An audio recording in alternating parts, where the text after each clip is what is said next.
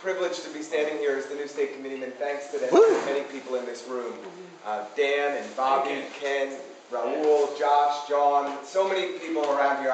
If I start naming names, I get in trouble. I should just stop. But I truly want to thank you all for your help. You know, when I was thinking about running for office a few months ago, maybe it was even more than a few months ago, I sat down with Lucy and we got some lunch in Fort Greene. That's a long time. It was a long time. 2 years. No, a year. That makes me sound a little more calculated. And I was living just inside the 50th Assembly District and thinking about running for office. And, you know, many people were telling me, well, you should go home and go back to where you grew up in the 52nd. And Lucy's son and I went to the same school growing up.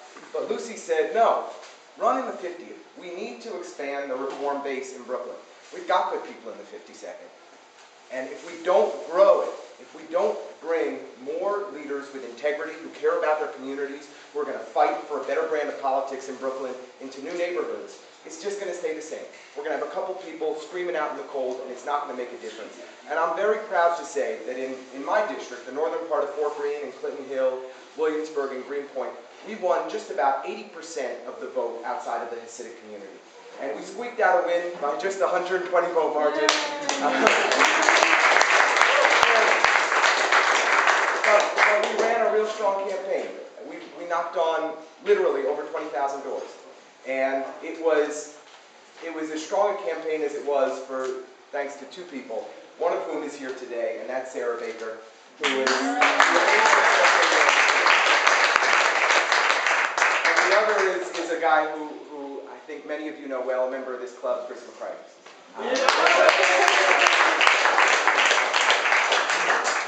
But Lucy is right that I think much of the press that's been coming out about our fearless Democratic Party leader over these last couple weeks is a result from the mayor's office not being quite as happy with him as they used to be. But we will take credit for a few of those articles also. Matt and Sarah and I talk to the press every day, and we're certainly looking to continue this wave of criticism and to expand the ethical cloud that is ever darkening around Vito Lopez. And the way that he runs the Brooklyn Democratic Party is fundamentally unacceptable. And I think it was on full display for all of us on Monday night. And there are some concrete steps that we all need to take to bring new leadership to our Democratic Party immediately. And I'll tell you about some of the things that I've been thinking about. And Chris talked about some of these things, and I'll be brief because I know we've got a long agenda. One, we do need to be thinking about legal strategy. I've been talking to election lawyers. Has the Voting Rights Act,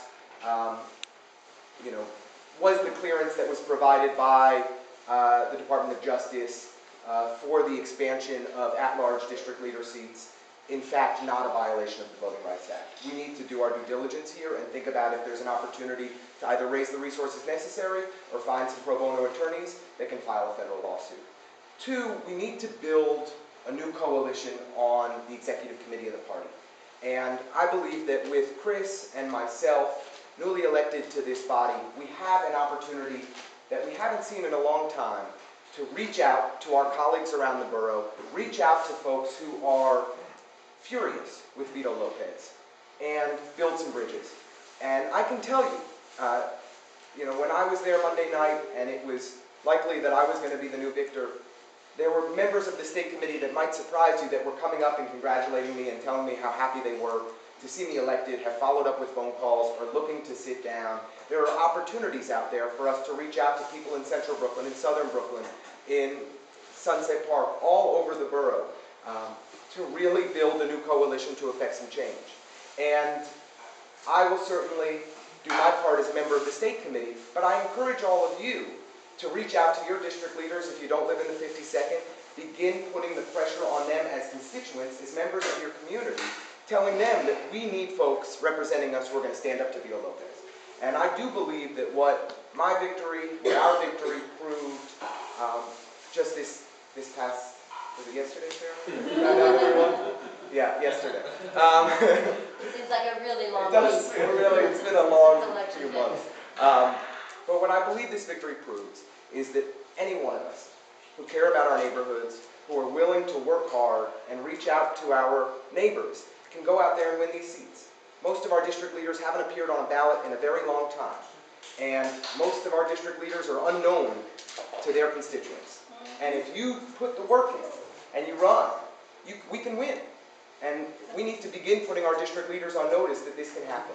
And the last piece I'll say, just as a strategy point that I think we all need to be considering, is that the bylaws of the Brooklyn Democratic Party provide us with some wiggle room. And Vito is I think, masterful at oh, did we lose the next Don't one? worry, yeah. I'm sorry. That's Wardrobe malfunction. still make it look good, listen. I think there is quite a bit of wiggle room within the bylaws of the Brooklyn Democratic Party for us to do all kinds of things and to really shake things up. And I encourage each and every one of you to take a look at them and be creative and be innovative.